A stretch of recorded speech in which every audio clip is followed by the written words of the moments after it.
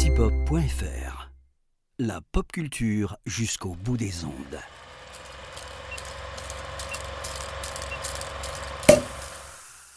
Bonjour à toutes, bonjour à tous.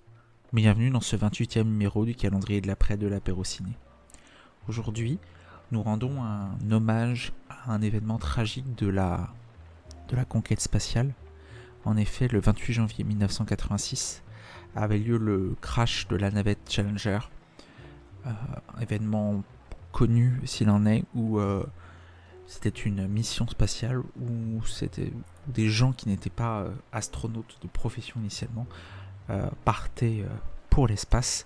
Une mission qui s'est tragiquement terminée au décollage.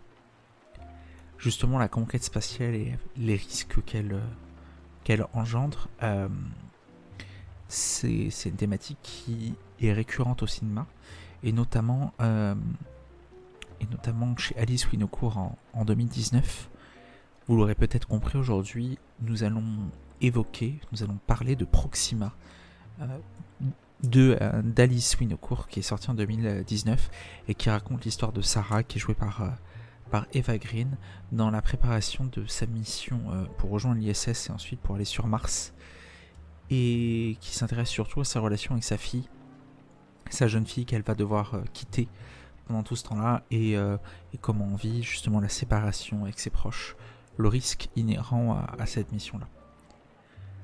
Alors, la première raison de revoir Proxima, c'est pour cette performance d'Eva Green. On a un casting hautement sympathique. On retrouve Matt Dillon, très connu. Il y a Thomas Pesquet qui a fait une petite tête. On a Sandra Hüller, que maintenant vous connaissez notamment grâce à l'Anatomie d'une chute. Il y a Lars Eidinger aussi, qu'on a vu récemment dans la série d'Olivia Sayas, Irma Vep, que l'on vous recommande au passage. Mais Eva Green, elle est absolument bluffante dans ce rôle. Son talent n'est plus approuvé, n'était déjà pas approuvé en 2019, mais elle y campe toute sa finesse, elle y montre vraiment tout le talent de son jeu. Alice Winocour, on a l'impression qu'elle a écrit ce rôle pour Eva Green, tant ça semble une évidence par rapport au personnage de le faire jouer par Eva Green. C'est une de ses meilleures performances, pour laquelle Eva Green a été nommée au César.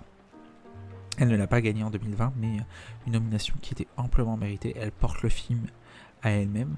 Formant un magnifique duo avec Zélie Boulan-Lemel qui joue Stella, sa fille. Mais voilà, chapeau Eva Green qui signe sûrement là une de ses meilleures performances.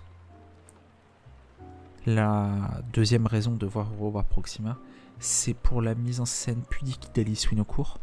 Donc Alice Winocour, c'est pas une débutante quand même, on la connaît un peu,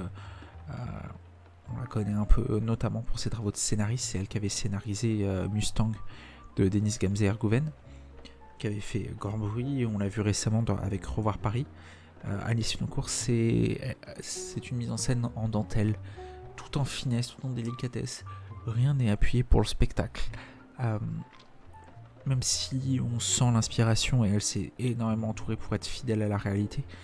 Voilà, on a dit Thomas Pesquet vient faire une apparition, mais il a énormément contribué à conseiller. Alice Winocour s'est inspirée et a consulté beaucoup de femmes astronautes.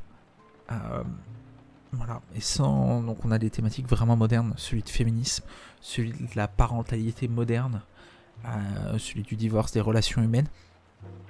Tout ça sur fond de conquête spatiale. Mais presque, c'est pas le sujet qui intéresse vraiment Alice Winocour, c'est vraiment les relations humaines dans ce climat un peu d'urgence relationnelle, puisque avec une date butoir, et elle le filme avec énormément de pudeur, avec énormément de respect pour ses acteurs et ses actrices, pour son sujet. En résulte donc une mise en scène soigneuse, vraiment intéressante, qui laisse vraiment place à l'émotion, vraiment place aux sensations, elle fait appel à une sensibilité du spectateur qui est très intéressante et qui est, à notre sens, une véritable réussite. Enfin, la dernière raison peut-être de voir Proxima, c'est pour la très belle bande originale de Ryuichi Sakamoto, compositeur japonais que vous avez déjà entendu notamment pour Furio ou pour Le Dernier Empereur, parmi ses plus grands succès. Donc c'est pas un compositeur qu'on a l'habitude de voir en France, et c'est une idée très pertinente. qui, de la part d'Alice Winocourt, en résulte une bande originale qui est inspirée des musiques européennes et japonaises, mais qui surtout donne un ensemble qui appuie vraiment la mise en scène d'Alice Winocourt, sans être trop tape à l'œil, ou en l'occurrence plutôt tape à l'oreille, vraiment tout en finesse, tout en délicatesse, qui appuie, on sent vraiment que le compositeur a vraiment saisi là où Alice Winocourt voulait emmener le film, et il pose sa musique comme un complément, comme un voile de délicatesse sur les scènes vraiment marquantes, sur l'émotion qui joue. En résulte vraiment une des plus belles bandes originales de la fin des années 2010, tout du moins dans le cinéma français. Et voilà 3 raisons de voir ou revoir Proxima. C'était déjà le 28e épisode du calendrier de l'après de l'apéro ciné. Je vous souhaite à toutes et à tous une très bonne journée et je vous dis à demain pour un nouveau numéro.